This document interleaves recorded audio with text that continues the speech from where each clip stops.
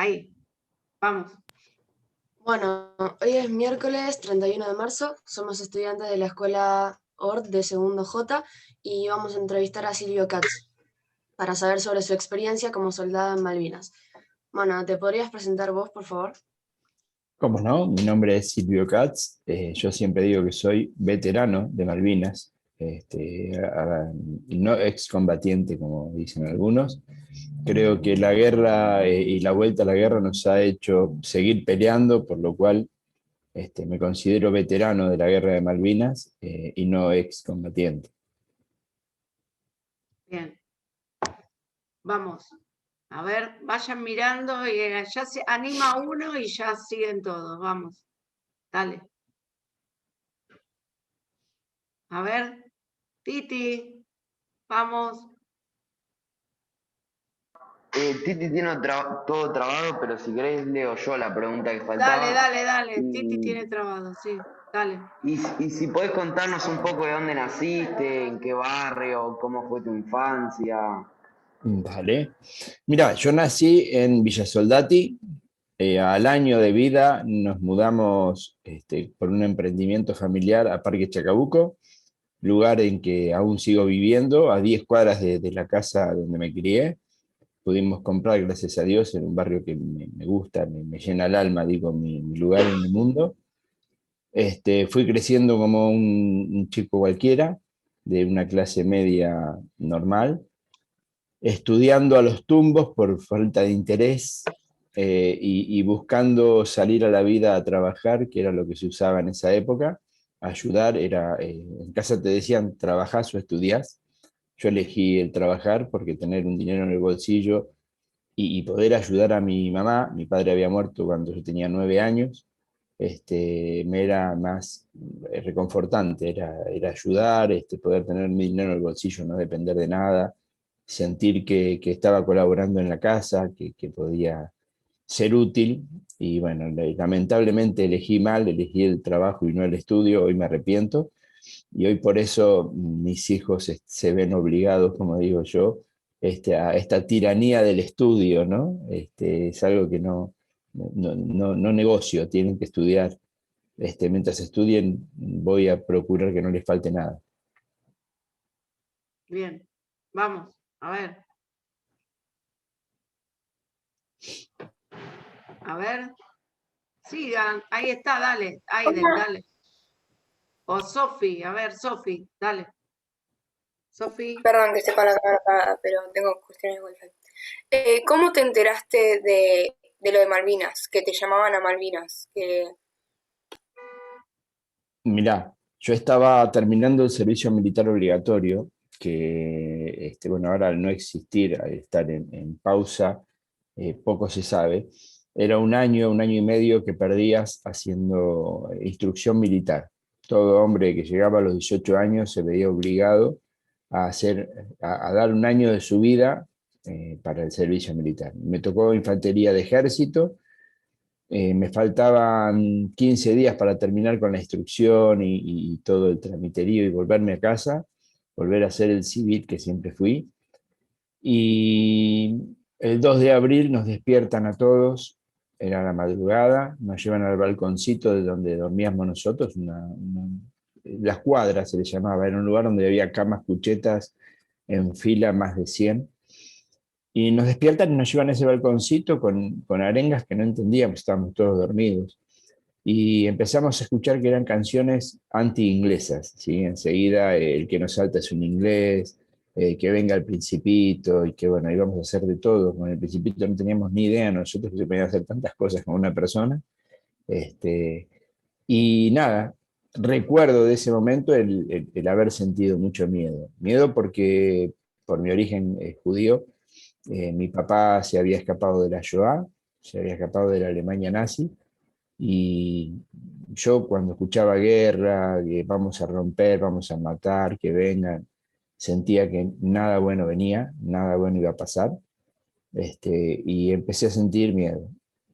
De esa manera me enteré que Argentina había tomado las islas. Después nos decían, nosotros estábamos en Tablada, en la zona oeste de la provincia de Buenos Aires, y se decía que nosotros no íbamos a participar porque éramos un ejército de clima cálido, aquí íbamos a ir a la Patagonia, aquí íbamos a ir más al sur todavía a defender nuestro suelo. Pero bueno, el 9 de abril, una semana después, siendo Semana Santa, igual que ahora, mira, cae lo que es la vida, cae de nuevo Semana Santa para el 2 de abril, nos hicieron armar los bolsos, nos llevaron en un avión hasta Comodoro Rivadavia, donde se nos decía que en realidad íbamos a reemplazar a la gente de Comodoro, que estaba acostumbrada al clima, al suelo, y cuando llegamos a Comodoro nos cambiaron de avión y ahí, en ese avión, nos enteramos que íbamos a las islas. Bien. Vayan fijándose que ya está contestando algunas preguntas. Aiden, dale. ¿Qué fue lo que realmente pasó ahí en Malvinas? En Malvinas se vivió, según mi opinión, una situación que yo describo como la peor de las enfermedades que hay sobre la Tierra, que es la guerra. La guerra donde algunos creen que ganan, otros creen que pierden. Yo creo que cualquiera que pone un pie en una situación así, en un lugar donde hay un conflicto bélico, ya perdió. Perdió inocencia. Yo digo que el Silvio Katz de 19 años nunca volvió, quedó en la isla con todo lo que vio, todo el horror, todas las torturas que hubo. Ese Silvio no volvió jamás. Entonces, para mí, los 12.000 que fuimos de nuestro lado, perdimos solamente por estar ahí. Y los ingleses, la cantidad de ingleses no la sé exactamente, también perdieron, porque ganar cuando se muere un compañero o cuando tuviste que matar a sangre fría a un ser humano, eso no es ganar. Bien. Sí, dale, dale, sí. Dale, Joel, preguntale, tranquilo. Dale. Bueno, y vos cuando estuviste en las Malvinas, mataste a soldados enemigos y ¿cómo te afectó eso psicológicamente a vos? Yo estuve en combate cuerpo a cuerpo, no podría asegurarte que maté, sí que salí ileso, era la vida del otro o la mía. Estoy acá hablando con vos, gracias a Dios, o sea que pude salir, salí herido. No te podría asegurar porque en el ida y vuelta de lo que es una batalla, no sé, o sea, vos tirás, apuntás, seguís tirando, se forma una cortina de humo, un olor a muerte, como llamo yo, y olor a pólvora que se va mezclando.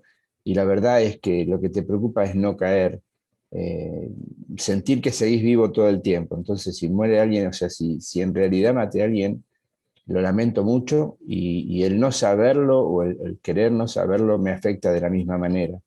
No puedo ponerme en el lugar de Dios de decir quién vive y quién no vive. Es algo horrible. Nada, creo que no hay discusión, así sea por una porción de tierra o por un caramelo, que tenga que terminar con dos personas armadas, enfrentadas.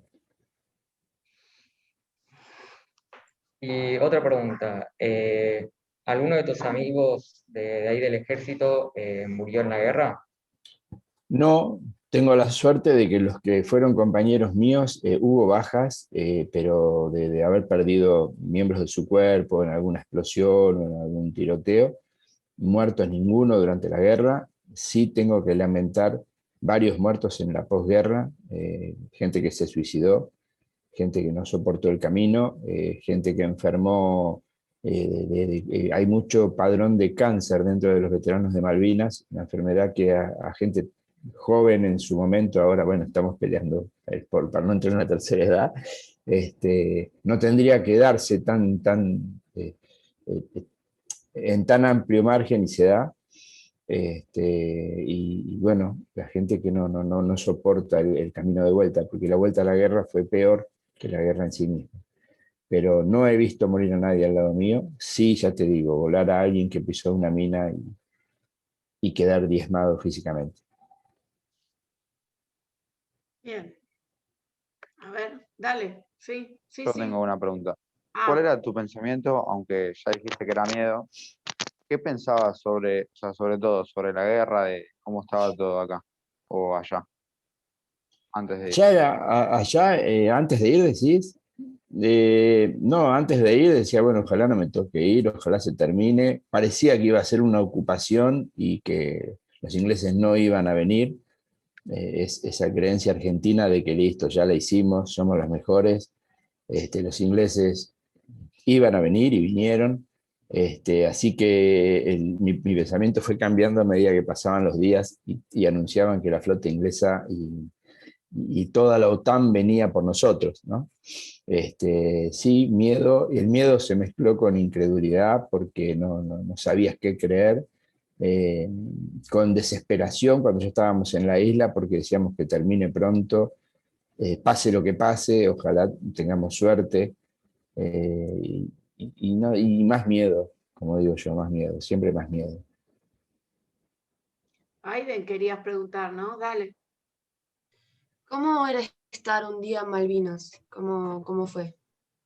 Fue cambiante. Al principio era solamente preocuparnos por hacer guardia, mirar a la costa, porque nosotros estábamos distribuidos en el lugar, en la costa donde supuestamente iban a desembarcar los ingleses. Entonces teníamos que hacer guardia, estar muy atentos, avistar al enemigo y avisar a los demás para que no entren a la isla. Los ingleses, con tecnología mucho más preparada que la nuestra, vieron que estábamos ahí y entraron por otro lado, entraron por el estrecho de San Carlos. Como siempre, la logística del ejército argentino no funcionó. Entraron por atrás nuestro, hicieron desastres y después, bueno, fue una tontas y a locas ir y que nos vayan llevando, cubriendo lugares, entrar en combate, que nos saquen de combate, hasta que la logística no aguantó más. La gente moría a montones por día, no había forma de curar a los heridos y se decidió la rendición.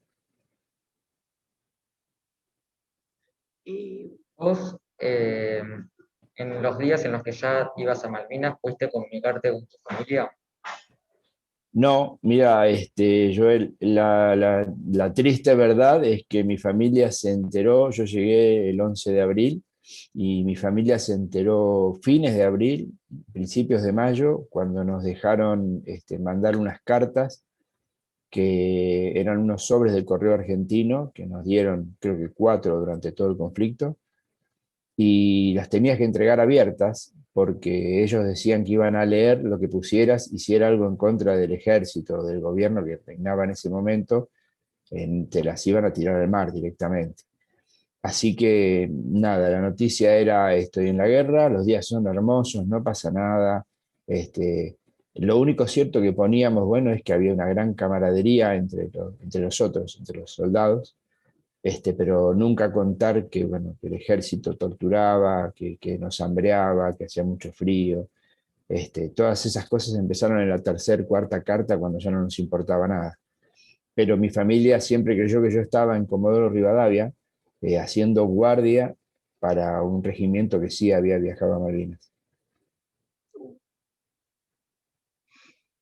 ¿Cuánto tiempo tuviste en Malvinas? Y desde el 11 de abril hasta el casi 19 de junio, porque nos tomaron prisioneros, y después de curarnos, de darnos de comer, los soldados ingleses y oficiales ingleses nos fueron distribuyendo en barcos.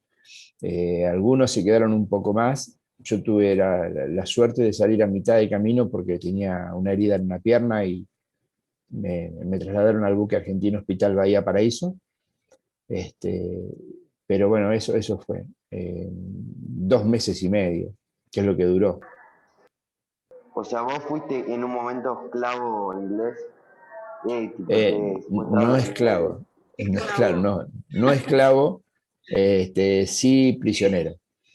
Pero ser prisionero en una guerra no es como en las películas hollywoodenses que uno ve, donde lo torturan, lo maltratan. Ser esclavo inglés, como decís vos, prisionero, según mi definición, fue volver a comer porque me hicieron dormir en lugares donde estaba la comida que los argentinos propios no nos daban.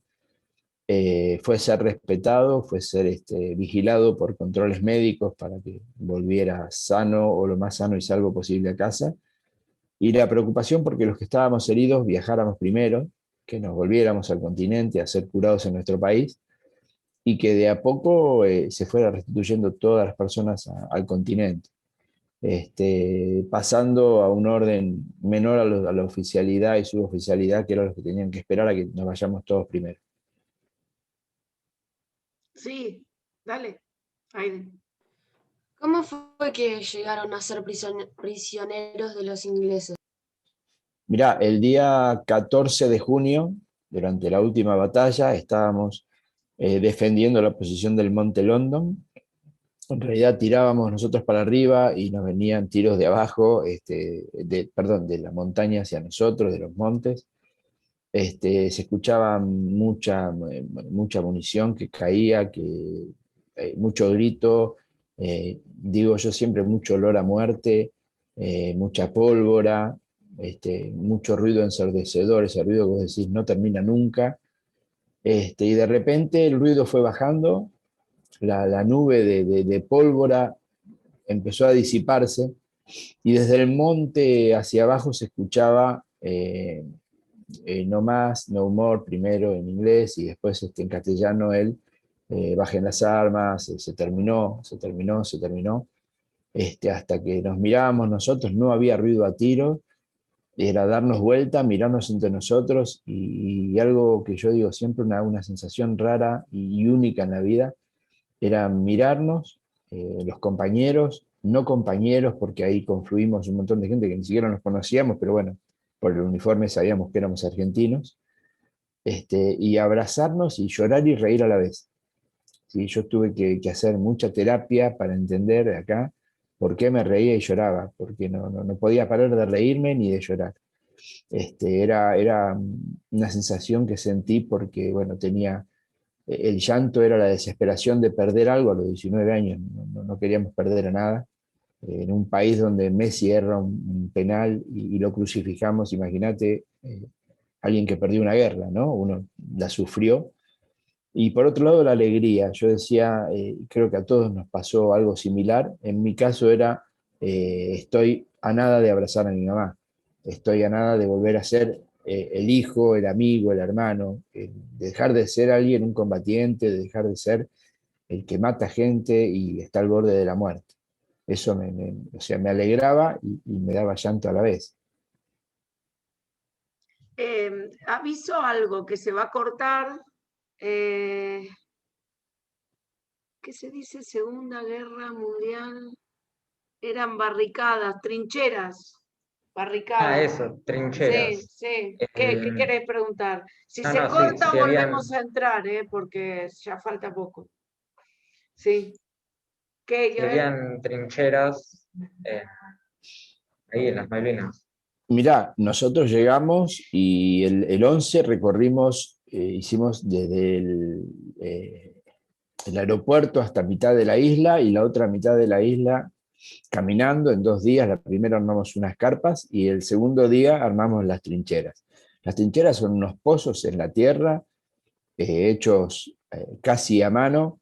En Malvinas era muy complicado porque ellos tienen, el suelo es turba, que es tierra con raíces, lo cual ya te rompe esas palitas truchas que nos mandaron nosotros para hacer el pozo. Teníamos que hacer departamentos para 2 personas, imagínate lo que era eso, nada. Cuando podías sacar esa tierra con pasto, te venía esa arcilla, piedra con agua, también imposible. Usábamos las manos, las palas, cucharas, lo que sea para hacer un pozo. Y cuando ya tenías un lugar como para sentarte, enmascararlo arriba para que no lo vean desde la aviación rival, se te empezaba a llenar de agua porque es una isla y la isla por abajo te entra el agua. Llegamos a hacer 4 en un pozo para 1 o 2 porque nos amuchábamos y en realidad las trincheras lo que hacían era servir de contención a la noche cuando volvíamos después de alguna derrota, después de ser torturados, después de sufrir los avatares del ejército argentino.